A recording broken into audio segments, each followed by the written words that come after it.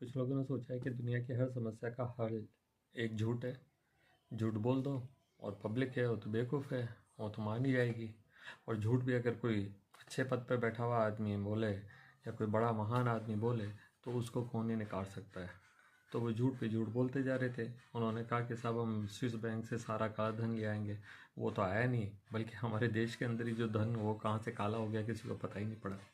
किसी को पता ही नहीं पड़ा कि किसने कितना पैसा किसको दे दिया। ऐसी ऐसी योजनाएं बनाएं कि आम आप और मैं तो कभी समझ ही नहीं सकते कि उसके गूढ़ अर्थ क्या है।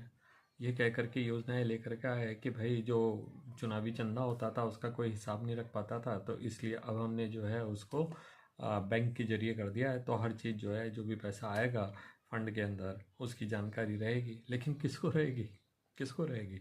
आपने तो कानून ऐसा बनाया है कि साहब आपको वो जानकारी किसी को देनी ही नहीं है। तो वो तो बात यह हो गई, जंगल में मोर नाचा किसने देखा? किसी ने इलेक्टोरल बॉन्ड खरीदे, सारे डॉक्यूमेंट जमा कराए, बैंक ने उसको उठा करके लिफाफे में डाल करके एक तरफ रख दिया। वो बॉन्ड जा करके उसने किसी XYZ के किसी पार्टी को दे दिया। पार्टी ने उसको भुना लिया, उसको कोई मतलब ही नहीं कि किसने दिया। लेकिन मतलब उसको है जिसने दिया, कोई फालतू तो देता ही नहीं है। अगर कोई आदमी आज हमारे घर के दरवाजे पर आ जाता है और बोलता है कि साहब कुछ दे दीजिए खाने के लिए, तो हम कहते हैं इतने हट्टे कट्टे हो, क्यों नहीं कमाते? हम्म? कोई किसको फालतू में कौन पैसा देता है? जब 1 रुपया 2 रुपया 5 रुपये नहीं दे सकता कोई आदमी, तो करोड़ों की बात हो रही है साहब। यहाँ तो करोड़ों की बात हो रही है। कोई 1 लाख की भी बात नहीं हुई है। जितने इलेक्टोरल बॉन्ड गए हैं उनमें से मैक्सिमम जो है वो 1 करोड़ और अबाउट डिनोमिनेशन के गए हैं। तो 1 करोड़ के डिनोमिनेशन का कोई चंदा ऐसा तो दे नहीं रहा है। और कोई क्यों ही देगा भाई, क्यों ही देगा? तो किसी न कुछ तो कारण रहा होगा। अब यही तो जानना चाहते हैं कि भाई क्यों दिया, किसने दिया, कितना दिया और कब दिया, किसको दिया। ठीक है। तो अब ये बात जो है छुपाए छुप नहीं रही है। इतना टाइम तक इन्होंने कोशिश कर ली, झूठ पे झूठ बोले गए। अब सुप्रीम कोर्ट ने जो है SBI को डायरेक्शन दिया कि भाई आप जो है 6 मार्च तक सारी की सारी डिटेल जो है वो इलेक्शन कमीशन को देंगे और हमें भी देंगे। तो साहब 5 मार्च को 4 मार्च को जो है SBI पहुंच गई, SBI सुप्रीम कोर्ट में।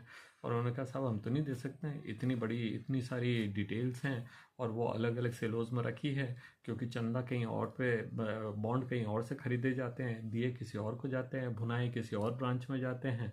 और फिर वो सारे जो है हम डिटेल अलग अलग जगह रखते हैं और हमको उसकी ज़रूरत ही नहीं है कि हम उसको मिला करके या मिलान करके रखें। हमें क्या मतलब, हमने बेच दिया और किसी ने ख़रीदा तो उसको दे दिया, और उसकी डिटेल मिलाने की ज़रूरत ही नहीं है क्योंकि हमको उसका रिकॉर्ड रखना ही नहीं है।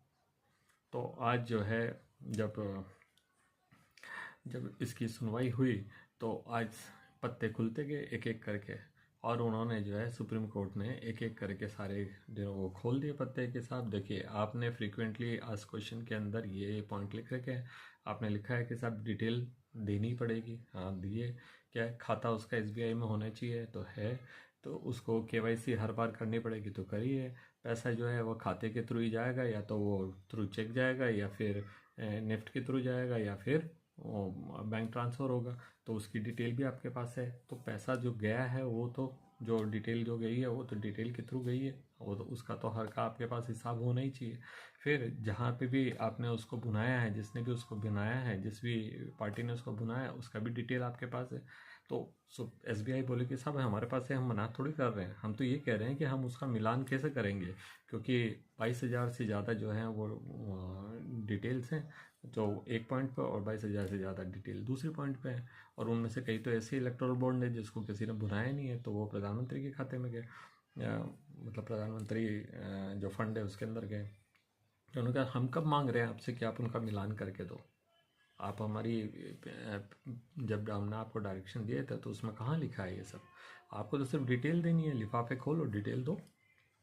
और कल तक की डेडलाइन दे दी है कि कल शाम को 5 बजे से पहले आपको ये सारी डिटेल देनी ही पड़ेगी।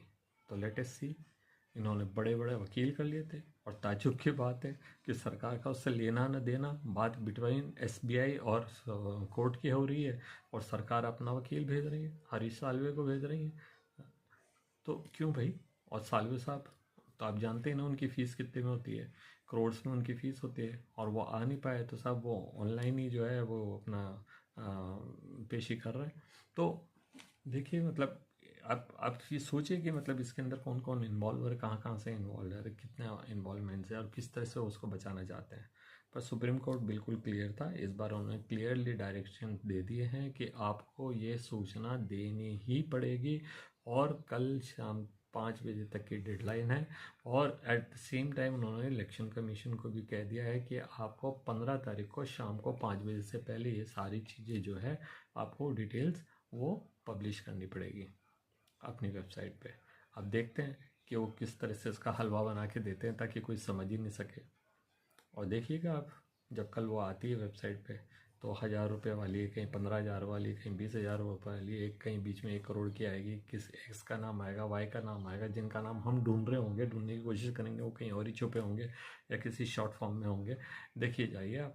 पर अब एक बात है कि सुप्रीम कोर्ट की आंखों में धूल नहीं झोंक सकते, लेकिन अब तो ये बात आई गई कि अवमानना में आप फंसोगे तो देखते हैं कि कौन कितना हाथ पैर मार के बच पाता है। तो देखते हैं, लेट अस सी। तो आप अगर मेरे चैनल को पसंद करते हैं तो सब्सक्राइब कीजिए और लाइक का बटन दबाइए। आपके सारे प्रश्नों का स्वागत है।